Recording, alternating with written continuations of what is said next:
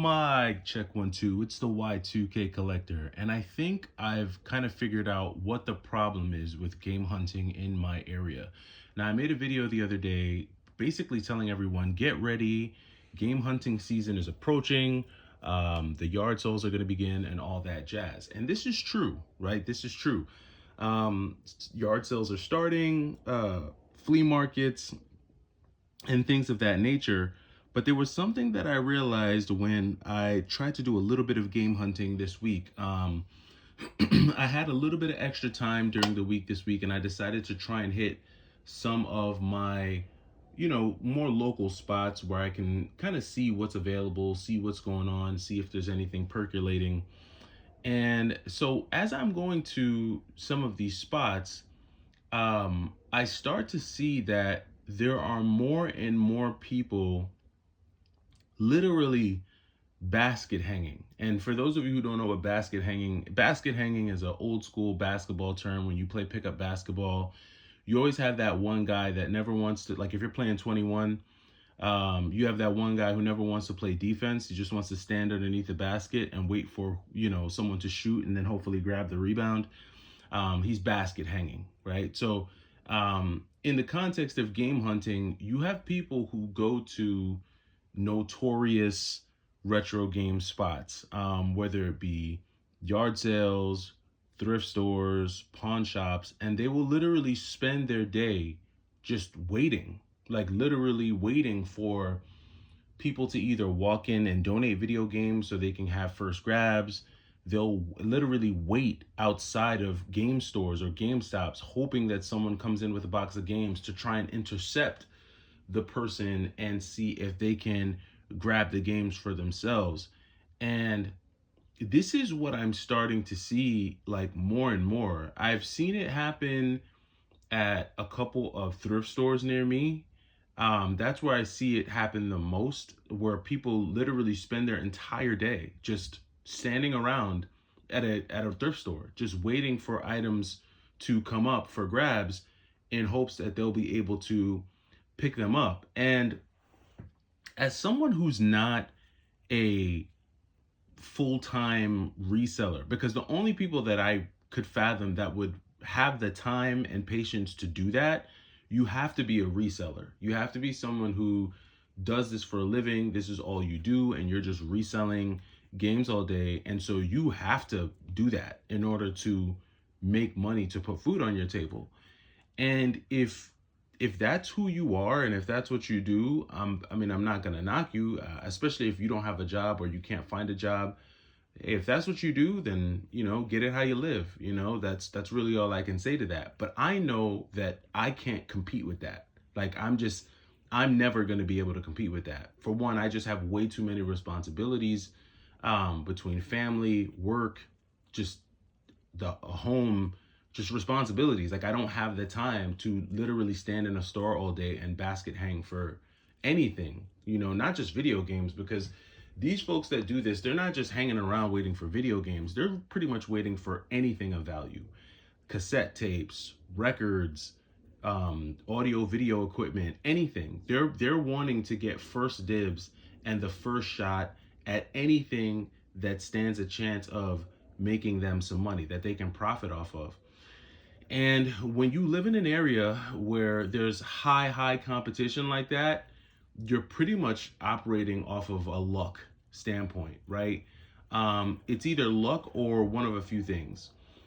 The people that like basket hang at thrift stores and wait outside retro game shops and park outside of Game Stops hoping to intercept, those people are really the folks that are still kind of stuck in an era where they're used to paying pennies on the dollar for retro video games. They're used to getting a $100 game for $6. They're used to getting a $200 game for $9. They're still living in that era. And those folks refuse to pay anything remotely close to market value for video games, right? They don't even want to pay 50% of the market value for video games. They're trying to make 1,000% profit on any of the things that they buy. And so where I find my, opportunity is when I can find video games that are priced at maybe 30% off of market value. At best, 45 to 50% off market value. That's my personal sweet spot, because what I typically tend to find is that resellers aren't necessarily going to go for those deals. They're going to leave those deals behind. And then at that point, I'm pretty much just competing with other collectors in that case, or just people who may want to just buy the game. Maybe they're not a collector, but they want to buy the game, play the game, resell it themselves, or whatever the case may be.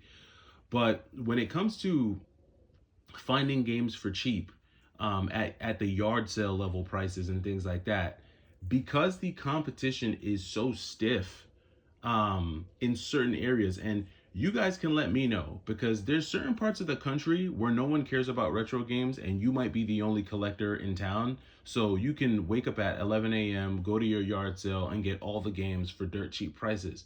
That just might be the case in your town. That might be the case where you live. But there are other parts of the country where that's just not the case. If you live in a a densely populated part of the country, if you live in a major city, certain parts of Florida, Philly, Boston, New York, California, LA, Orange County, DC, if you're in, any one of these, areas, you're going to have a harder time, especially if there's a strong retro scene there, because there's going to be a lot of people who understand the value, and there's going to be a lot of people, who probably don't have anything else to do, that are going to have the time to basket hang at all of these stores that will, potentially have games that could get them, some money. And, whereas it seemed like the economy was kind of taking steps forward coming out of the whole 2020 situation, it seemed like things were moving forward to a degree. And I think that's just because people were able to go back outside and things like that. I don't know about you guys, but it's starting to feel pretty rough again in some regards. Like, when you start to think about all of the layoffs that are taking place right now, and you start thinking about just inflation, and you start thinking about the cost of things, it's kind of easy to see why people are starting to go back into this like scavenger mode, where everybody's trying to take advantage of, any opportunity that they can to make a quick dollar. And again, I'm not knocking anyone's hustle. I thank God for the blessings that I have every day, but I would have to assume that if I didn't have a job, I'd probably be out there hustling my ass off too, doing everything I could to make an extra buck. So I don't want to knock those people, in a sense, for hustling, if they're doing what they got to do to make money to put food on the table. Because again, I can't see anyone with a full-time job, with full-time responsibilities, having that much time on their hands to basket hang and scavenge for retro games like that. I just can't see it. The only people that I would imagine that would have the time and availability and consistency to do that would have to be people who do this full time. This is their job. This is how they make their living. This is how they pay their bills. And if that's you, well, then you got to do what you got to do.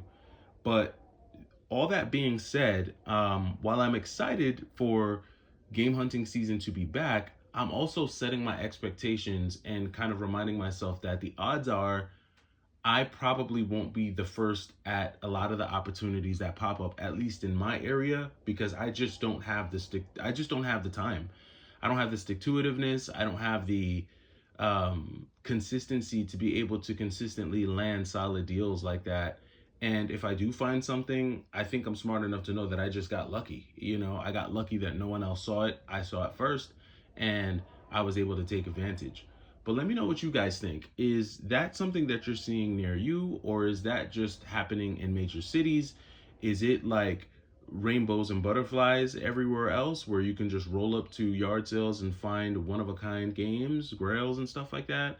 Let me know your thoughts down in the comments, and I'll catch you in the next video. It's the Y2K Collector. Oh, also, I am working on my first quarter recap, so I'm kind of just putting all the games that I picked up first quarter together so that I can go over those with you. I'm actually separating them. So I'm separating the more expensive, heavy-hitting titles from the, more common games, just to kind of make it clear that while yes, it is great to pick up grails and heavy hitting titles, it's still just as fun to pick up some more common games. So we'll go through that when I go through my first quarter review. But until then, I will catch you in the next video. It's the Y2K Collector. Take it easy.